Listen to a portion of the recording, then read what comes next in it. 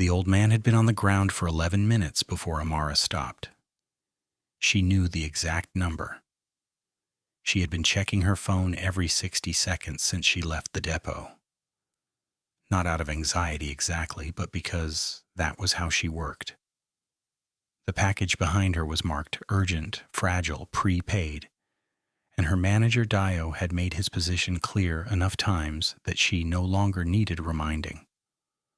One late delivery and you are done. She had heard it 3 times in 2 weeks. She was not going to find out what the 4th time looked like. Then she saw him. He was on his side near the gutter at the edge of Adeola Otaku Street, one arm stretched toward the road, like he had reached for something and missed. His agbada was white. It was not white anymore. His chest moved. She could see that from where she sat on the bike. But barely, the way a candle moves in a room where someone has just opened a window. A sound came from him, not a word, not quite a groan. Something in the space between the two.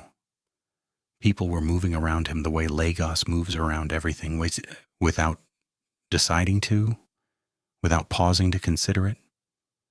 A woman in heels widened her path by half a step. 2 men in a danfo looked out the window and then looked back at each other. A boy on a bicycle slowed, stood on the pedals for a moment, then sat back down and rode on. Amara pulled her bike over. Her phone showed 1:47, 19 minutes. She had done this route in 14 before, and that was on a bad traffic day. She looked at the man again. His hand was open, palm up, fingers slightly curled. The agbada had ridden up and one bare foot was visible, the sole dusty and cracked at the heel. A man near a groundnut cart shook his head at her before she had even made a move. "You don't want that trouble," he said. "You touch him, police will come for you." "You know what happened to the mechanic in Surulere?" "Helped an accident victim on the road. Spent 3 days in a cell explaining himself to people who had already decided he was guilty." She heard him. She heard all of it. She thought about her mother for exactly 1 second. Then she got off the bike. She did not look around for someone to agree with her. She did not say anything to the man by the cart. She just knelt beside the old man, put her hand on his shoulder, and said quietly, "Stay with me, sir. I am here." His eyes did not open, but something in his breathing shifted just slightly, just enough, like a person who hears their name called from very far away and turns without knowing why. If you are just finding this story, stay with it.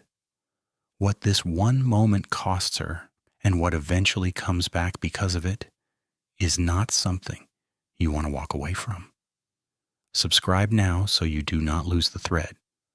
Her name was Amara Ose, 20 years old. Originally from Kumasi, arrived in Lagos at 15 when her father died, and then her mother followed 2 years later. Not from illness, not from anything with a clean name, but from the kind of tiredness that accumulates in a person over years until there is simply nothing left to spend. She had a younger brother named Kofi. He was 9. He believed she could solve any problem that was placed in front of her. One day, which was the thing she loved most about him and the thing that scared her most about herself. The morning had started the same way every morning started. She was up before 5.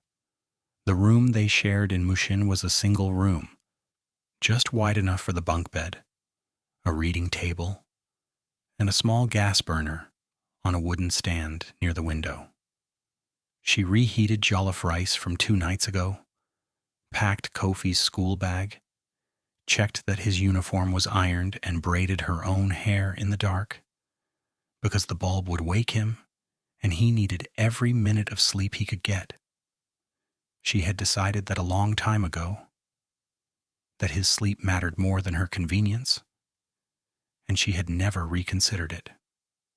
She dropped him at school by 7:15. She was at the depot by 7:40. The courier job was not the plan. And there had been a plan once. Secondary school, then university. Something in accounting or business administration. A job that required a desk and a suit and a certificate that meant something. That plan had a different set of circumstances around it. A father who was still alive. A mother who was still eating. Relatives who showed up after the funeral and stayed longer than the condolence period. The relatives had not stayed. Her father's brother came from Port Harcourt, sat with them for 4 days, made promises that felt solid at the time, and then called twice after he left, before stopping altogether. Her mother's sister sent a small amount of money the first month, a smaller amount the second, and then nothing. Amara had stopped expecting anything from people she could not see in front of her. The dispatch job came through a man from their church who knew someone who knew Dio. No certificate required. Valid license, strong back, and the ability to balance a 12-kilogram box on a rack without losing it on a speed bump. The license she learned in 2 weeks. The bike she already knew, her father had taught her on the red dirt roads outside Kumasi when she was 14. Patient in a way he was not always patient, letting her go at her own pace until she found it. It was one of the last things she remembered about him that was just ordinary and good, without grief attached to it yet. 8 months at Swift Dispatch, not one late delivery. She was going to be late today. She tried 3 taxis, none of them stopped. A 4th one slowed, the driver leaned forward, looked at the old man, and he looked at Amara kneeling beside him, and then drove on. She did not try a 5th. She stood up, went back to her bike, looked at the delivery box for a moment. The label. The contents listed on the outside. The signature she still needed. She unstrapped the box and set it on the pavement beside the gutter as carefully as she could. Then she lifted him. He was heavier than he looked. Her arms were shaking before she had him fully up, one of his arms draped over her shoulder, his weight pressing down unevenly because he was not conscious enough to distribute it. She walked him to the bike. She got him settled across the back of the seat with more care than speed, because dropping him was not an option. She climbed on in front, reached one arm back to hold him, and pulled into traffic with the other. When she talked to him the whole way to Zenith Hospital on Karimu Cotton. She was not sure he could hear her. She told him anyway. She told him the lights were about to change. She told him there were 4 minutes left. She told him she needed him to stay exactly where he was. The emergency doors parted and a nurse looked up. Amara did not wait to be asked. Accident on Adiola Odaku. Taxi hit him and drove off. He has been unconscious. His breathing is shallow. They came fast. A wheelchair and 2 nurses, and then a doctor appearing from a side corridor. And they moved the old man through the doors. And Amara was left standing in the entrance hallway with her hands at her sides, the shape of him still present in her arms from carrying him, already fading. A nurse reappeared. "Do you have his phone?" She had not checked. And she went back to the wheelchair and searched through the front pocket of his agbada. The phone came out cracked along one corner, but the screen was working. Near the top of the contact list, a name. "My son." She pressed it. 2 rings. "Yes, Dad." The voice on the other end was deep and level, the voice of someone who picked up the phone, expecting everything to be the same as when they put it down. "This is not your father," Amara said. "He has been in an accident. He is at Zenith Hospital on Karimu Cotton." Please come now. A pause. One breath's worth. I am coming. He arrived in 25 minutes. She was in the plastic chair beside the emergency ward entrance, still in her red dispatch jacket when she heard the main doors. He was tall, late 20s, in a caftan that had been made for him rather than bought off a rack. He came through the lobby at a pace that was not quite running, but covered ground faster than walking. The particular movement of a person who has trained themselves not to look panicked in public, even when they are. He scanned the corridor and found her. You are the one who called? Yes. He looked at her properly. The jacket, the road dust still on her knees. The way she was sitting with her shoulders slightly forward. Not performing calm, but just tired. You brought him on the bike. There was nothing else, she said. He held that for a moment. Then he turned and went through the doors. Amara sat back down. Her phone showed 7 missed calls from Dio. She pressed call back. He picked up before the second ring. The goods are gone, he said, which told her he had already been rehearsing the conversation. The customer has been calling me for 40 minutes. What happened? There was an accident on Adeola Otaku. An old man was hit by a taxi. I brought him to the hospital. The package... I do not want to hear about the package. The package is not at the customer. The package is apparently sitting on a street, somewhere being rained on or stolen or both. Do you understand what prepaid fragile means for this branch? Dio, listen. No. You listen. I told you what one late delivery means. I told you clearly. Come and return the jacket tomorrow morning. He ended the call. Amara put the phone face down on her knee.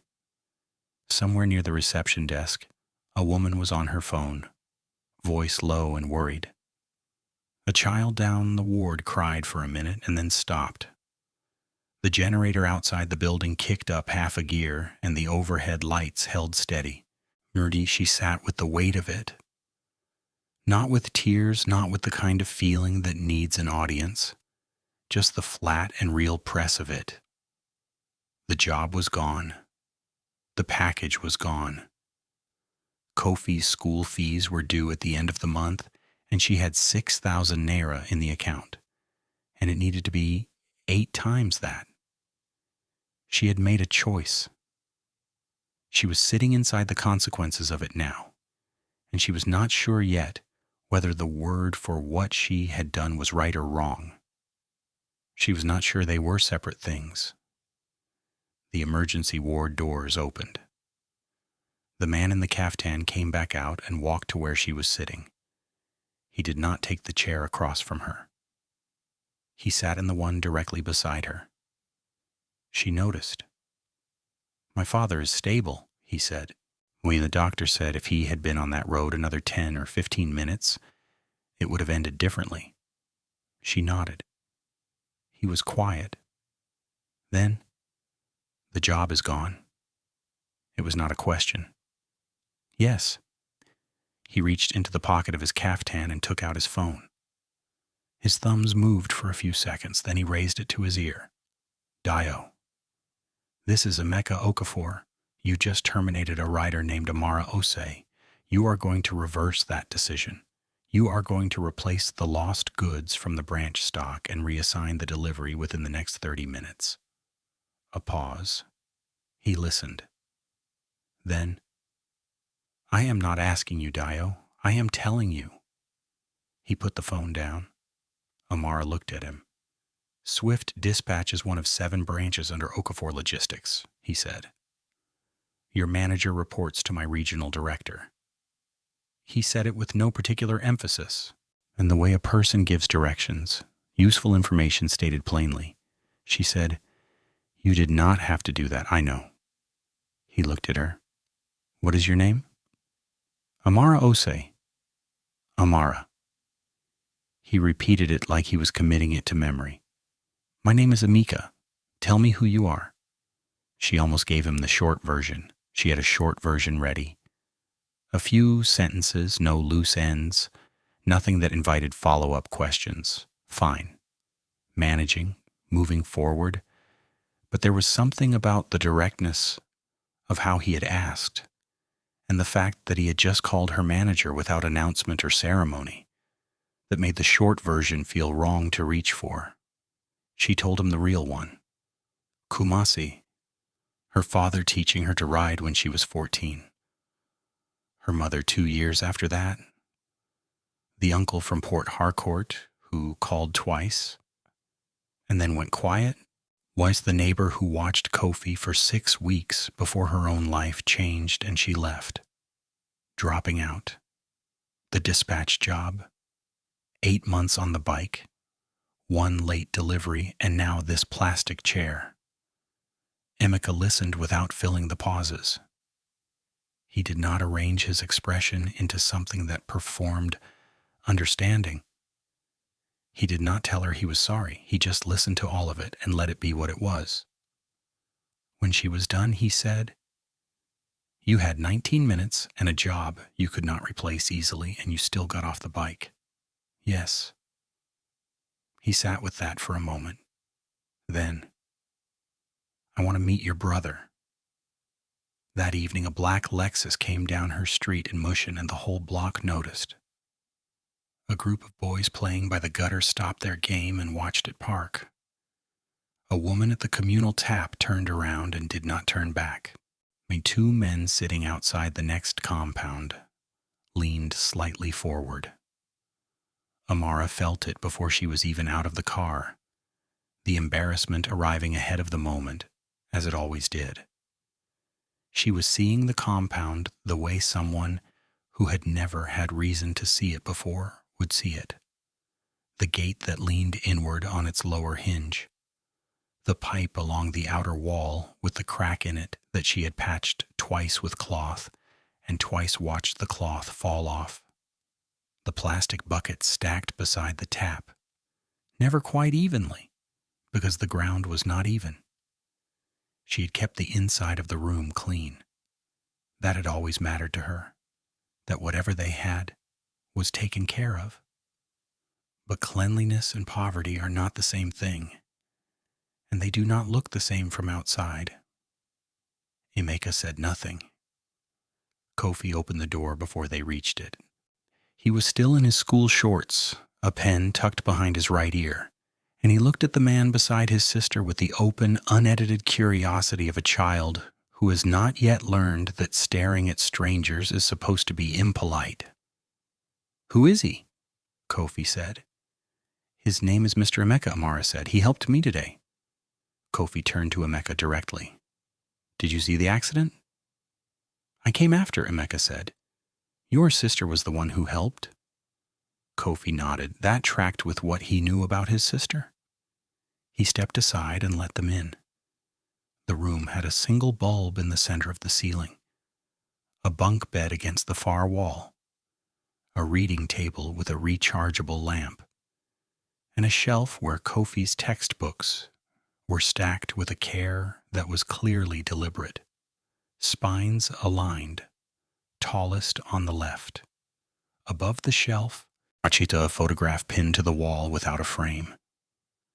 Their mother, younger than Amara could fully remember her, smiling at something outside the edge of the image. Emeka looked at it for a moment. Then he looked at Amara. She said nothing. He did not ask. There was nowhere obvious to put him, so he stood near the door. Amara sat on the edge of the lower bunk. Kofi pulled the reading chair around and sat on it backwards, arms resting on the top rail, still watching Emeka with frank and unashamed attention. Emeka asked him what class he was in, what he was studying, what he wanted to do. "Doctor," Kofi said. No pause, no thinking about it, so Amara does not have to work so hard. The room was quiet for a moment. Amara looked at the floor. Emeka looked at Kofi for a long beat, and something moved through his face. Not pity, it's something quieter than that, something that looked more like recognition. Then he unfolded his arms. "I want to help you both," he said. "Not because I feel sorry for you. My father is alive tonight because your sister stopped when no one else would. And I am not the kind of person who can take that and do nothing with it." He looked at Kofi. "I want to cover your school fees. A better school, if your sister agrees to it." He looked at Amara. "And for you, I have a position at Okafor Logistics headquarters. Not dispatch. Operations and analytics.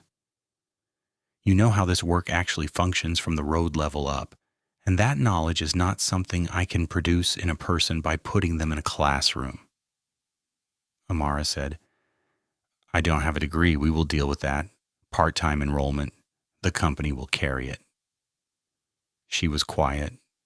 She was looking at her hands in her lap, the knuckles still slightly scraped from where she had gripped the old man on the bike. Kofi had not moved from his chair. He was watching his sister with an expression she recognized, the particular patience of someone who already knows what the answer should be and is waiting for the other person to get there. "Say yes, Amara," he said. She looked at him, at the photograph above his shelf, at the bulb in the ceiling that flickered very slightly, the way it always did when the generator on the street outside changed its load. She looked at Emeka. "Okay," she said. "Yes." Emeka's father was named Cyprian. He had been a civil engineer for 31 years, retired for 8, and spent the first 4 of those retirement years telling anyone who would listen that he did not need to slow down. He had 2 modes, full speed and arguing about why he should be allowed to go full speed, and the accident had not changed either of them much.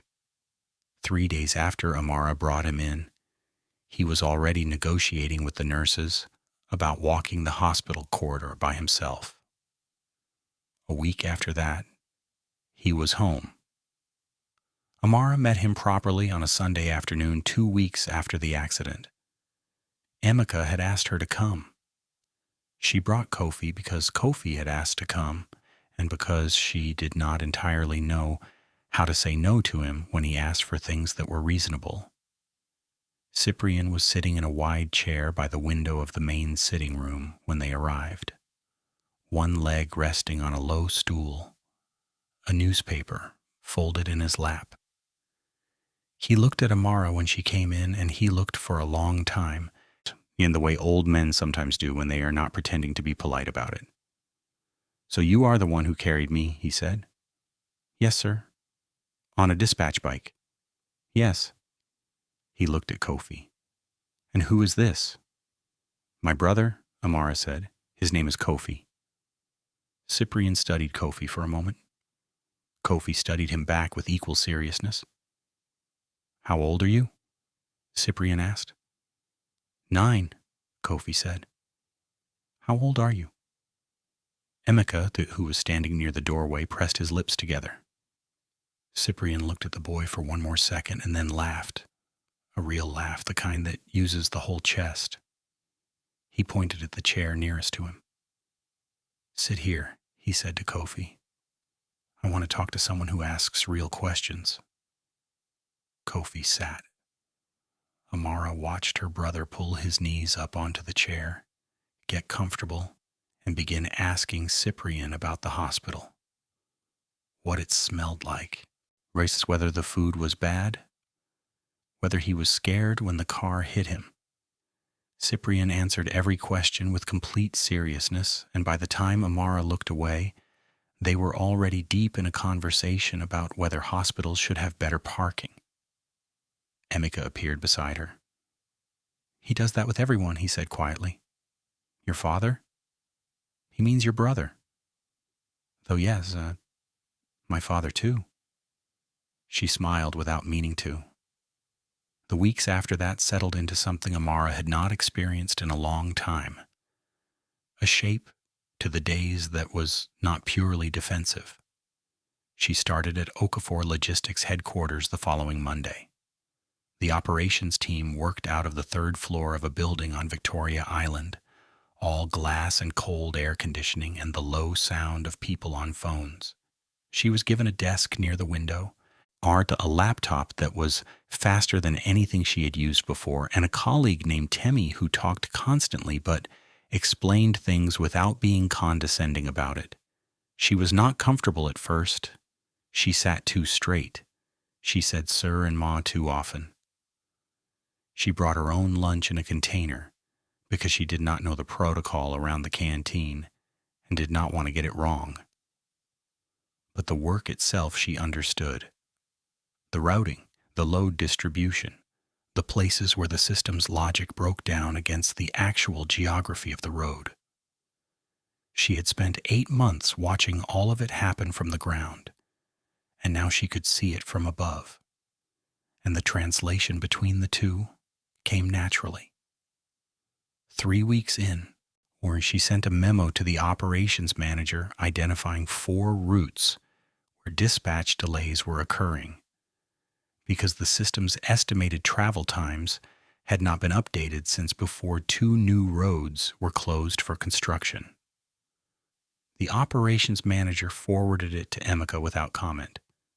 Emika stopped by her desk the next afternoon. "You've been here 23 days, he said. "Yes." "This memo. Did someone ask you to write it?" "No, I just noticed it." He looked at her for a moment. Then, "Good. Keep noticing." He walked back to his office. Temi at the next desk looked at Amara over the top of her laptop screen. "That man has not complimented anyone's work in 4 months, she said. "He did not compliment it," Amara said. "He just said to keep noticing." Temi pointed at her. "That is the same thing." Kofi, meanwhile, had started at his new school. It was in Lekki, 40 minutes from Mushin on a good day, and the first morning Amara dropped him off. He stood at the gate for a moment and looked up at the building without moving. "It is just a school," she said.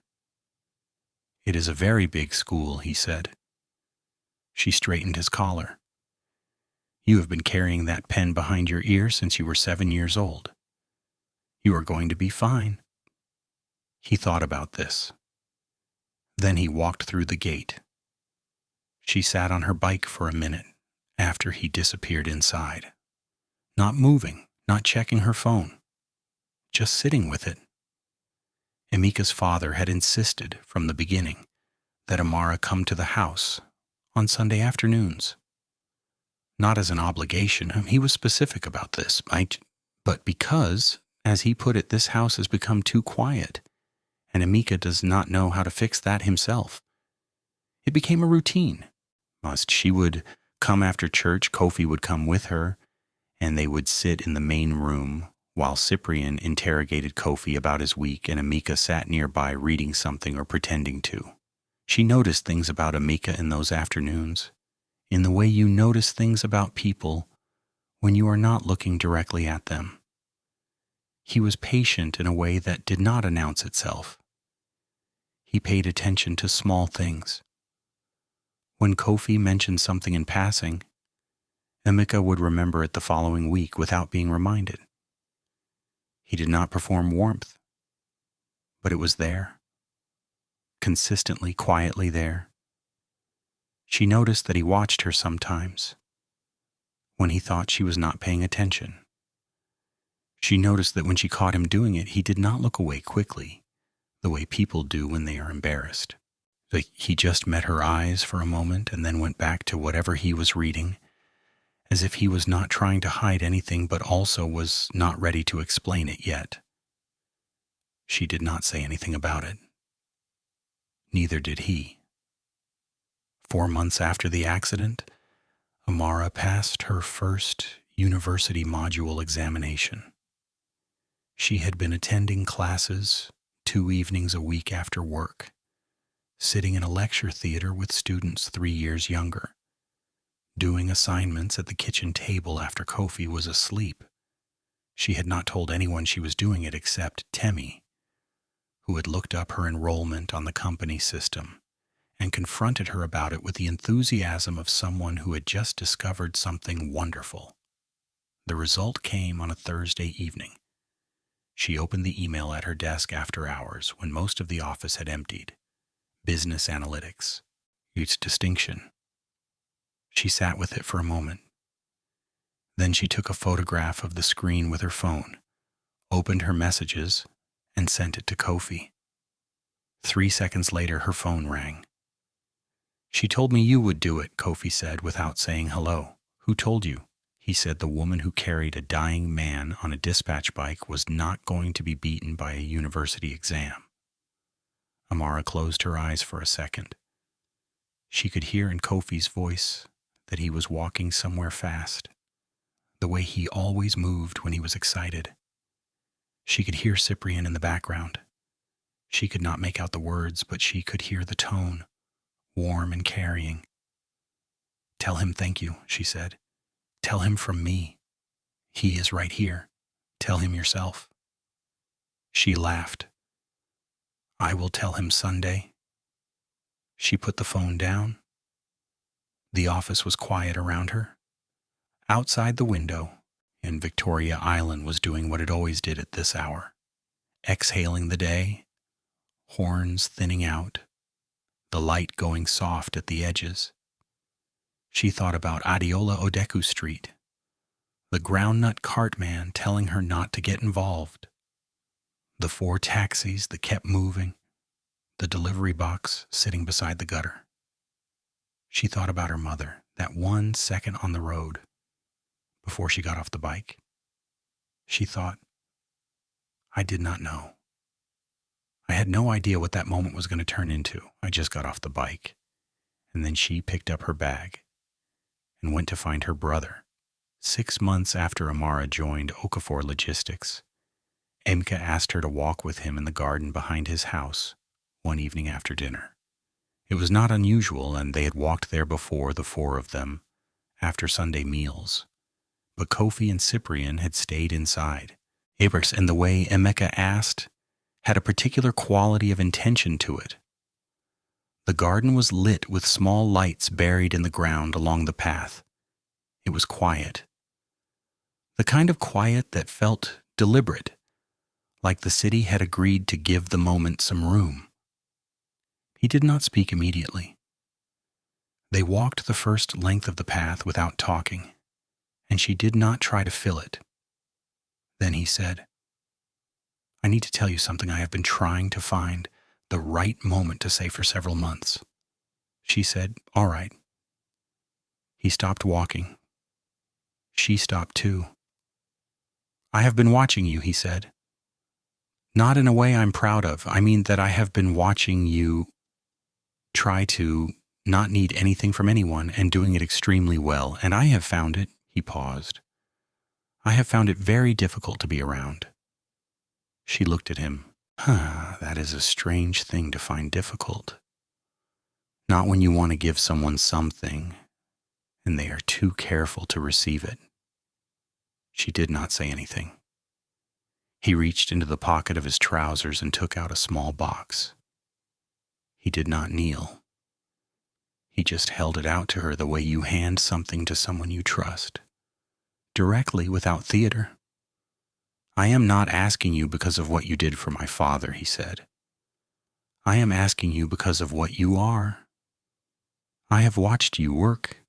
I have watched you with your brother.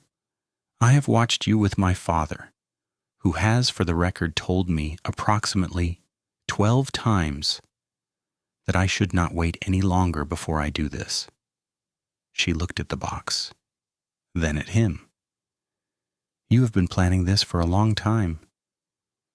"I have been ready for a long time," he said. "Planning is different. And planning requires confidence that the person will say yes. And now?" He looked at her steadily. "Now I'm just going to ask and find out." She took the box from his hand. She opened it. The ring inside was not complicated. A single stone, clean setting, the kind of thing chosen by someone who had thought about what she would actually wear, rather than what would impress people who were not her. She looked at it for a moment. Kofi, she said, is going to act like he knew this was happening.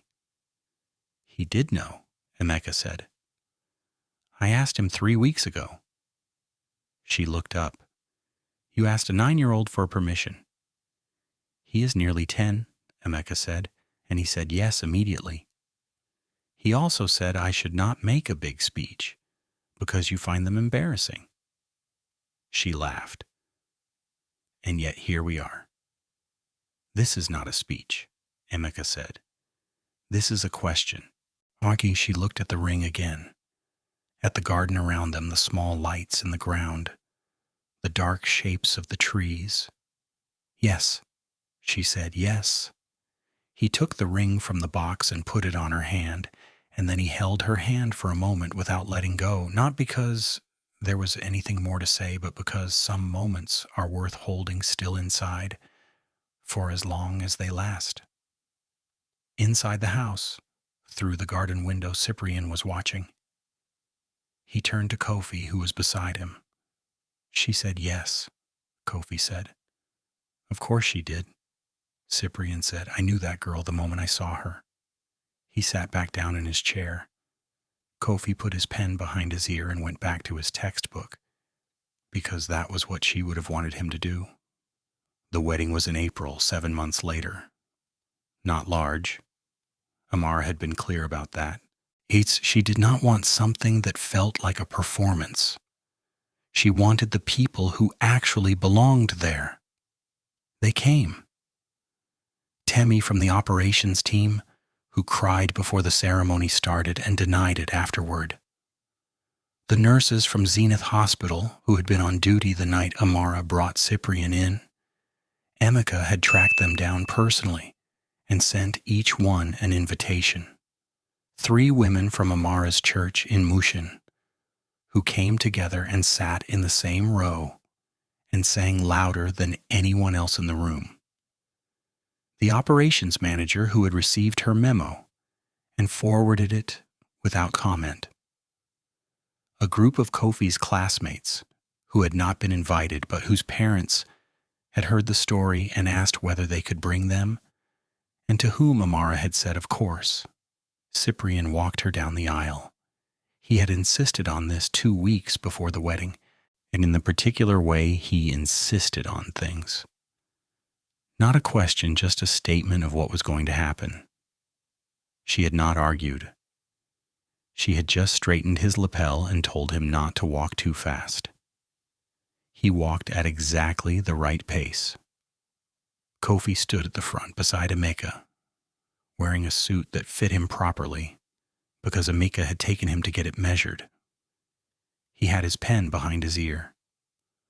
Amara had noticed it from across the room and had decided not to say anything, because it was the most Kofi thing she could imagine him doing, and she wanted to remember it exactly as it was. She stood beside Emeka and they said what needed to be said. Afterward, at the reception, Cyprian stood up without being asked and said 3 sentences. He said, I was lying in the road and she stopped. Everything after that is her fault. I am very grateful for it. The room laughed. Amara pressed her lips together and looked at the table. Emeka beside her said quietly, He has been rehearsing that since February. I know, she said. I heard him in the hallway 2 weeks ago. A year after the wedding, Amara stood on a stage at a youth conference in Lagos. Behind her, a banner. In front of her, 400 people, most of them under 30. She had not prepared a long speech. She had written 3 things on a piece of paper and put it in her pocket, and decided to see what happened when she got up there. She adjusted the microphone. My name is Amara Osei Okafor, she said. 3 years ago, I was a dispatch rider in Mushin. I had 19 minutes to make a delivery I could not afford to lose. I saw an old man on the road and I stopped. She paused. I did not know who he was. I didn't know what would happen afterward. I just stopped. She looked out at the room. I am not telling you to be kind because kindness is a virtue. I am not telling you it always works out. I am telling you it worked out for me, and I stopped for no other reason than that I could not make myself keep riding. That is the whole story. She took the piece of paper out of her pocket, looked at it once, and put it back. Whatever road you are on, stop when you should stop. That is all. She stepped back from the microphone. The room was quiet for a moment. Then it was not. Kofi, sitting in the third row, already in his second year of secondary school, put 2 fingers in his mouth and whistled the way Amara had taught him when he was 6 years old on the road outside Kumasi, the sound cutting cleanly over everything else in the room. When she found his face in the crowd, and she shook her head at him the way she always had. And then she smiled. Tell us in the comments, where in the world are you watching from? And would you have stopped? Would you have gotten off that bike? Let us know below. And if this story reached you, subscribe. There is more where this came from.